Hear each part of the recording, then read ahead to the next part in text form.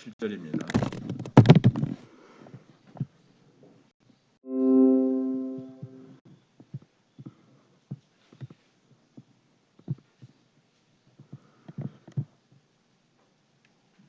내가 이같이 말하여 기도하며 내 죄와 내 백성 이스라엘의 죄를 자복하고 내 하나님의 거룩한 산을 위하여 내 하나님 여호와 앞에 간구할 때 곧 내가 기도할 때에 이전에 환상 중에 본 그 사람 가브리엘이 빨리 날아서 저녁 제사를 드릴 때쯤에 내게 이르더니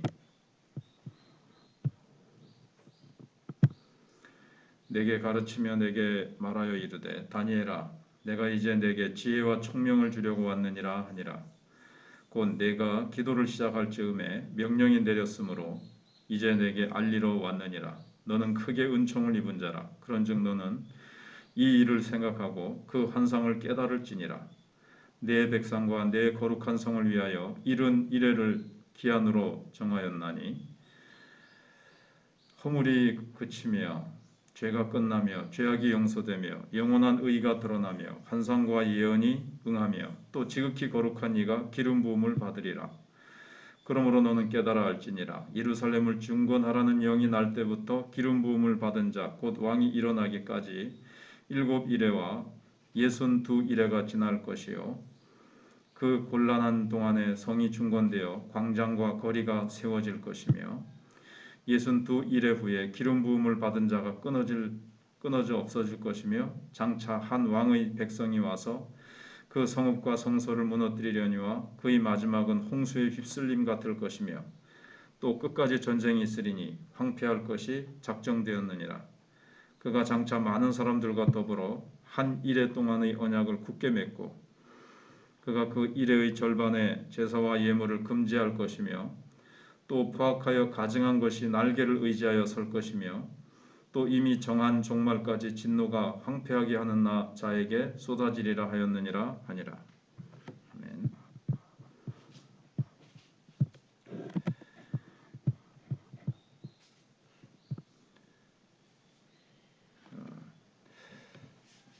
키에르케고르라는 사람은 기도의 목적은 하나님께 영향을 끼치려는 것이 아니라 기도하는 자의 성품이 변화하는 것에 있다 이렇게 얘기를 했습니다. 내가 기도를 열심히 해가지고 하나님께 압력을 가해서 하나님께 뭔가 압력을 행사하는 것이 아니라 기도하는 가운데 기도하는 자가 변화되는 데 있다 이제 이런 뜻이죠. 다니엘은 기도하면서 자신이 변화됩니다. 무엇보다도 하나님이 일하심을 깨달아 알게 됩니다. 그래서 다니엘은 기도를 통해서 두 가지를 깨닫게 됩니다. 첫 번째는 기도를 들으시는 하나님을 깨닫게 됩니다. 그래서 가브리엘이 날아와서 다니엘아 네가 처음 기도하는 그날부터 너의 기도가 하나님께 들으신 바 되었다. 이런 말을 하죠. 물론 다니엘은 하나님이 기도를 들으신다는 걸 알고 있었지만 더 이제 깨닫게 되죠. 여전히 포로로 잡혀왔어도 절망적인 상황 가운데서도 어떤 상황 가운데서도 여전히 기도를 듣고 계신다는 것을 깨닫게 됩니다. 이스라엘의 불순종으로 인해서 지금 유배 당에서 성전이 없는 멀고 먼 바벨론 땅에 살고 있어도 하나님께서는 진정한 회개와 눈물의 간구를 듣고 계십니다. 들으실 뿐만 아니라 그 기도에 응답하십니다. 천사 가브리엘에 보내셔서 응답하시잖아요. 그래서 다니엘에게 전합니다. 곧 내가 기도를 시작할 즈음에 명령이 내렸으므로 이제 내가 알리러 왔느니라. 23절에 그렇게 얘기를 합니다. 그래서 다니엘의 기도의 때와 하나님의 명령이 떨어진 때를 연결시키고 있습니다. 예레미야의 그 예언 70년 동안 포로 생활을 할 것이다라는 그러나 그 후에는 하나님께서 다시 돌이키시겠다고 하시는 그 예언을 붙들었던 다니엘. 어쩌면 예레미야의 그 33장 3절 말씀을 또 붙들고 기도했을지도 모르겠습니다. 너는 내게 부르짖으라 내가 내게 응답하겠고 크고 은밀한 일을 비밀한 일을 내가 보이리라. 그걸 붙들고 기도했을 겁니다. 다니엘은 부르짖으며 기도하되 이스라엘의 죄를 그냥 뭉뚱그려 가지고 이스라엘의 죄를 용서해 주십시오 이렇게 하는 것이 아니라 공동체의 죄가 자신의 개인적인 죄와 깊이 연결되어 있음을 통감하면서 자복하고 회개합니다. 20절에 내 죄와 내 백성 이스라엘의 죄, 이렇게 이제 자백하죠. 나는 아니고가 아니라 내 죄와 내 백성 이스라엘의 죄, 조상들의 죄로 때문에 내가 이렇게 고생을 합니다. 이게 아닙니다. 그래서 영국에서 있었던 그 영국 윗지방에, 잉글랜드 지방에 대각성 운동이 일어나죠. 큰 대각성 운동이 일어나고 평양 대부흥 운동, 현대에 또 뭐 미국의 어떤 대학에서 있었던 부흥 운동, 이런 공동체에서 큰 부흥의 불길이 일어났는데 그 불씨는, 시초는 개인의 영적 각성에서 일어납니다. 개인적으로 자신의 죄를 깨닫고 부흥이 필요함을 막 회개하는 가운데 하나님께서 거기에 이제 막 그 회개의 불씨를 통해서 기도의 불, 부흥의 불이 막 번져갑니다.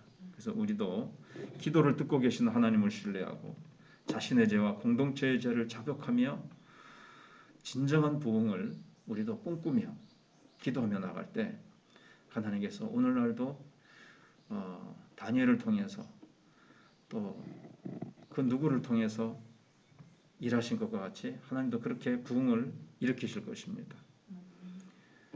두 번째로는 다니엘이 깨닫게 된 것은 기도를 들으시는 하나님이실 뿐만 아니라 뜻을 이루시는 하나님이심을 깨닫게 됩니다. 다니엘은 기도하면서 하나님의 그럼 의는 어떻게 되는가? 이러한 역사가 부조리하게 모순되게 불의에 삼켜져서 하나님의 의는 뭐 사라지는 것 같은 그런 혼돈 속에서도 하나님의 의는 반드시 이루어짐을 깨닫게 됩니다. 그래서 24절에 영원한 의가 드러나며 그렇게 되어 있습니다. 그리고 24절 이하에는 앞으로 있을 혼돈을 이렇게 예시하고 있습니다.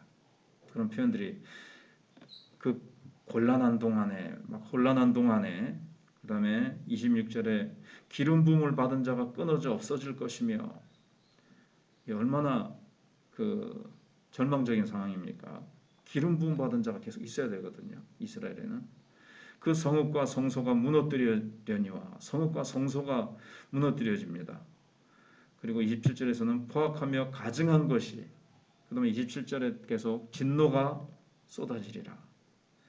이런 예언이 이제 안티오코스 때의 4세 때에 이제 이루어집니다. 근데 성경은 항상 그 때만 딱 가르치는 것은 아니에요. 그 때를 가르치지만 역사적으로 또 훗날 이제 바로 예수님 오시기 직전에 이런 일이 이제 있을 수가 있습니다. 어느 때를 가리키는지 정확히 모르죠. 이제 일단 역사적으로는 안티오코스 4세 때 이런 일들이 이제 일어납니다. 근데 중요한 것은 뭐냐면 여기서 배울 게, 그럼 언제냐? 이걸 막 날짜를 계산하느라고 막 이상한 사람들이 생기죠. 다미성교와 같은 사람들이 생기죠. 근데 중요한 것은 역사의 주권자는 하나님이시며 이러한 혼돈, 안티오코스 4세는 이제 보통 마지막에 나타날 적그리스도를 예표한다, 이렇게 얘기를 합니다. 안티오코스 4세처럼 더 완전히 마귀의 화신이 나타나가지고 하나님의 백성을 핍박하고 뭐 어마어마한 대환란과 핍박이 있을 것이다, 이렇게 이제 사람들이 보기도 하죠. 중요한 것은 아무리 절망적이고 아무리 사단의 화신과 같은 사람이 나타나가지고 교회를 핍박하고 하나님의 의는 사라지는 것 같고 모든 것이 혼란스러운 상황 같을 때, 그때에도 하나님은 그 가운데 분명히 보고 계시고 하나님은 역사의 주관자시고 하나님은 목적하신 바를 반드시 그런 가운데서도 이루어 나가신다는 거예요. 그것을 보지 않으면 우리가 절망해버리죠. 사람이 볼 때는 역사가 막 끝이 없는 어둠 속으로 막 치닫고 있는 것 같아도 그 과정을 통해서 하나님의 의는 반드시 성취된다는 것입니다. 다니엘은 그걸 본 겁니다. 그래서 여기 뭐 7일에 뭐 이런 것들이 나오지 않습니까? 하나님의 약속과 성취 그 사이에 이제 막 긴장이 있고 믿음의 공동체는 끊임없이 이제 어려움 소용돌이 속에 막 휘말리지만 그래도 약속의 말씀을 붙들고 계속해서 하나님 앞에 적용하면서 기도해 나가야 된다는 겁니다. 근데 여기 보면 이제 다니엘은 예레미야가 예언했던 70년의 기간을 딱 70년 딱 이렇게 하지 않습니다. 이게 70 곱하기 7을 합니다. 그럼 490년이죠. 그러면 이게 또 딱 490년이냐? 숫자적인 490년이냐? 그건 아니에요. 70은 완전수잖아요. 7은. 그러니까 가장 절망적인 것을 얘기하는 겁니다. 가장 절망적인 때. 27절에 가증한 것이 날개를 의지하여 선다. 그래서 성전에 제우스 신상을 안티오코스가 세웠었습니다. 그 이제 성경학자들은 마지막 때에도 지금 성전이 허물어지고 없잖아요. 다시 세울 것이다. 그리고 적그리스도가 거기에다가 뭔가 자기의 신상을 세우든지 뭔가 가증한 것을 세울 것이다. 그때 산으로 도망가라 예수님이 막 그런 말씀을 하셨잖아요. 그 이제 그 해석이 좀 어려운데 조금 전에 말씀드린 대로 중요한 것은 하나님의 그 거룩하심과 영광이 짓밟히고 모든 것이 이 사탄에 의해서 가장 절망적인 때 그렇게 한다 할지라도 그 어둠의 때 그러니까 어둠이 짙을수록 새벽에 가까운 것처럼 그런 때에 다 모든 것이 다 뒤집혀가지고 불의가 성행하고 사단이 모든 것을 지배하는 것 같은 그때 가장 깊은 어둠의 때에 그리스도께서 빛으로 탁 요한계시록 대로 흰말을 타고 그 다음에 그 하나님의 말씀의 검을 가지고 나타나셔가지고 사단을 다 멸하시고 적그리스도를 멸하시고 딱 이제 승리하시고 하나님의 뜻을 이루시죠. 그런 것처럼 그렇게 되는 겁니다. 그러니까 이 말씀은 우리에게도 적용을 할 수가 있는 거예요. 내 인생에서 가장 절망적이고 가장 하나님의 연단이 극심해가지고 아이고 나는 이제 죽었고 나는 이제 더 이상 앞뒤 좌우를 봐도 더 이상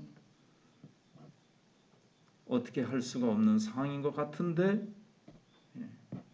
그때 하나님께서는 하나님의 때에 하나님의 역사가 나타나서 거기서 하나님이 건지시고 하나님께서 일하신다는 그러니까 이제 다니엘이 예레미야의 70년 그거를 가져와서 재해석하듯이 우리도 하나님의 말씀을 가지고 와서 나한테 다시 재적용 다시 나에게 맞게 해석하게 물론 아전이 성격으로 해서는 안 되죠.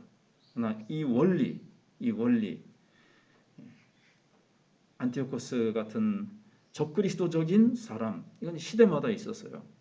시대마다 있어서 적그리스도적인 세력이 있어서 교회를 핍박하고 교회를 없애고 하나님의 영광을 짓밟는 것 같으나 그렇다고 해서 하나님의 계획과 하나님의 뜻이 방해받고 적그리스도에 의해서 하나님의 뜻이 좌절되나 지체되나 그런 일은 없다는 거예요.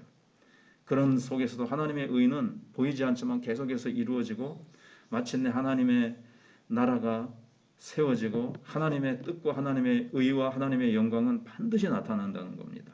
이걸 이제 다니엘이 기도 속에서 깨닫게 되는 겁니다.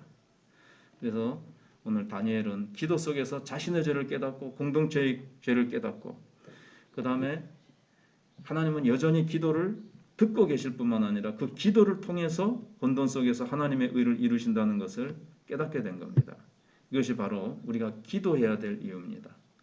기도할 때 왜 이런 일이 일어나는지를 깨닫게 되고 그 속에서 우리의 죄를 회개하게 되어지고 하나님은 기도를 반드시 응답하시는 하나님 그리고 우리의 그 기도를 통해서 하나님은 혼란 속에서도 하나님의 의를 이루어 가신다는 것 그래서 우리는 기도해야 됩니다.